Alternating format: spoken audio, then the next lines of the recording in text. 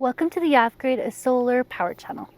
I'm Amelia, and this is where we talk about practical, everyday uses for power stations and portable solar panels, and help you learn how to get the most value and use out of these amazing devices. If you want some great tips and tricks and creative ideas like these, be sure to hit the subscribe button and the notification bell so you don't miss anything exciting. And if you like this video, the easiest way to let me know is to throw me a quick thumbs up or leave me a comment down below. So in today's video, we are going to test out this $550 ALLPOWERS R1500 power station with my mini fridge and my TV, and I'll have two bonus items at the end. So we're going to see how long each item is able to run. These are practical and realistic uses for this power station to run. A lot of other reviewers on YouTube do more capacity-based testing and pushing things to the extreme, which is totally fine, but I feel like in a lot of ways, people don't really show you the practical uses of power stations and what they are really made to be used for. How long will they last running these items? And that's what I try to do on my channel. My concern is that these extreme tests may lead some people to think that power stations are designed to run at its full capacity for an hour or more, and that's not really what they are designed to do on a regular basis. So these things are just not very realistic. I am someone who uses power stations on a regular basis every day, and I have owned this power station for over 6 months now. And realistically, I have only used it at its full output a small handful of times. It's kind of like when you buy a new car. Sure, you can drive it down the Autobahn at full throttle, but you can't expect it to stay in good condition for many years if you did that, right? You may need to do that on a rare occasion, and I suppose it's nice to know what the top speed is, but I'm more interested to know how it drives down the road doing things I normally do. And that's what I want to show you. A good rule of thumb for everyday use is to only use 50% of the inverter's total output on a regular basis.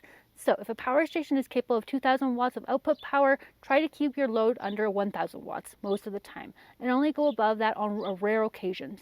Just like the car analogy above, only punch it full throttle when you really need to.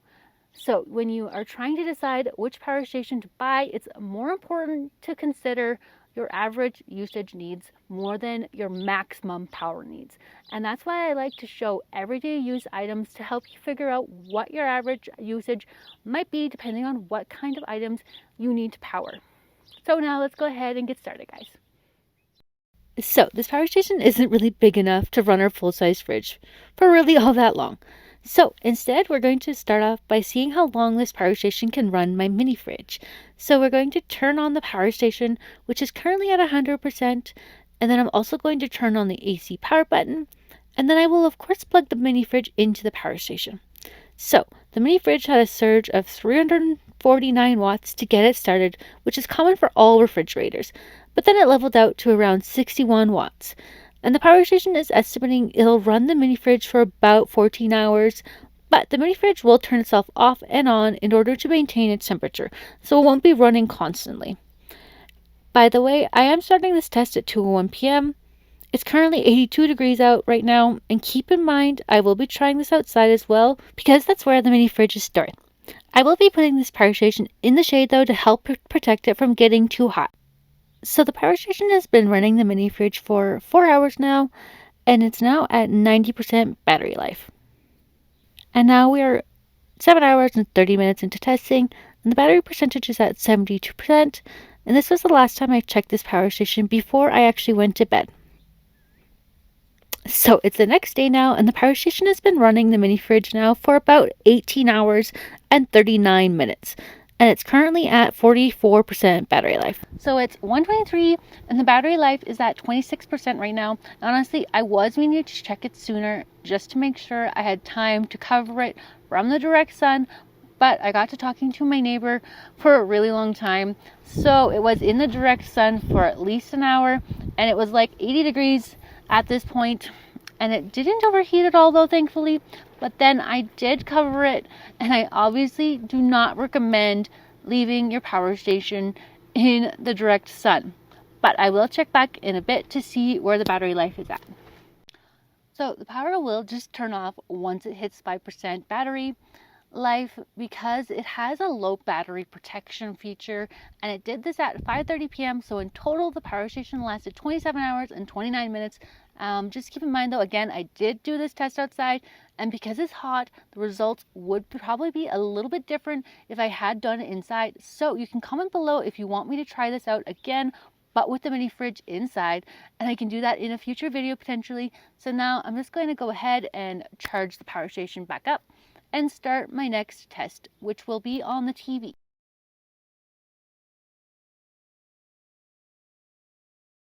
So we're on to the next item for testing, which is the TV.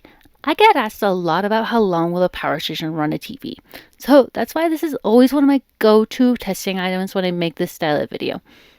But anyways, it's 11:01 a.m. when I'm starting this test, and I'm just going to turn the power station on.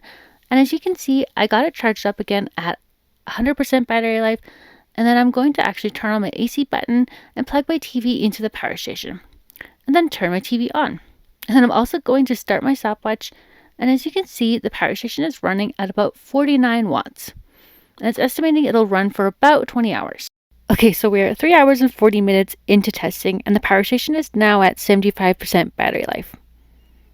Okay, so now it's been 9 hours and 17 minutes into testing, and the power station is at 51% battery life. So I was able to run my TV on my power station for exactly 15 hours and 44 minutes. So I was very close to 16 hours, which is pretty decent, especially since most people wouldn't run their TV for like 16 hours straight. So I do believe this is a practical item to run off this power station. So now I'm just going to go ahead and recharge the power station back up before I do the next test, which is the first bonus item out of the 2 bonus items I will be doing.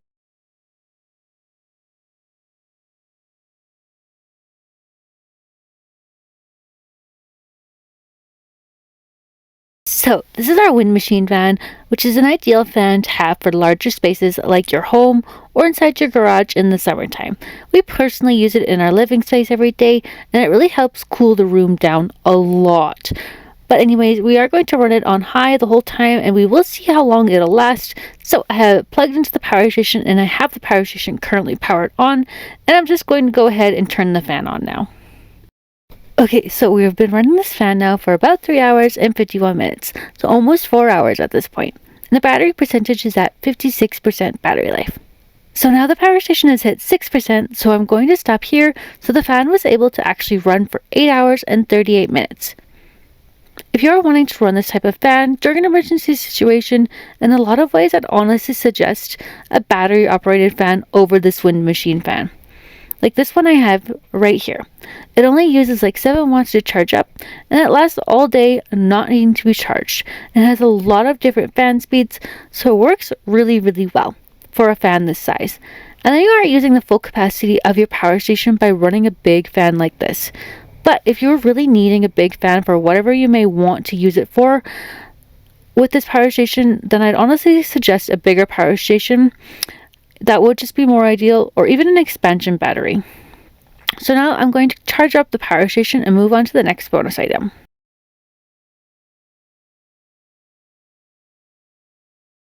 So last but not least, we're going to test out my 7 cubic foot chest freezer that we currently have outside. We are starting this at 8:30 a.m.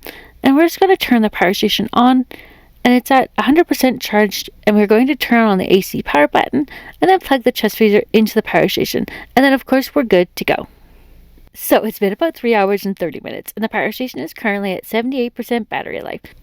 So now it's been 7 hours and 30 minutes, and the power station is at 54% battery life. Okay, so now it's almost midnight, and the power station has now hit 11%, and this is where I'm going to stop honestly, just because it's getting late. And that lasted us about 15 hours and 21 minutes, which really isn't a long time. Like that won't even get you through a full day of a power outage, let alone a really long period power outage. And if that's the primary reason you are interested in this power station or a power station of this size, I'd honestly still suggest a larger one, just because you never know, especially because it's running something that keeps your food frozen. Having the peace of mind with a bigger power station, I feel like is so important with something like this. So this $550 power station was able to run my mini fridge for 27 hours and 29 minutes, my TV for 15 hours and 44 minutes, and my fan for 8 hours and 38 minutes. And last but not least, my chest freezer for 15 hours and 21 minutes. I also made a couple of other videos using this power station, and in one of those videos I was able to make some barbecue chicken legs in my air fryer, and the other one I did a more extreme test and I made a full holiday dinner using it. So I really have put this power station to the test, and I have had really good results with this power station. I'll put links down below. I believe there's a sale and maybe even a coupon code I can hook you up with. So again, check the links down below for more details about that. So I'm getting really excited because I'm super close to my goal of 500 subscribers. And when that happens, I'm going to give away this power station right here. So go ahead and click this video right here for more information about that. And that's it for this video, guys. I'll see you in the next one. Bye!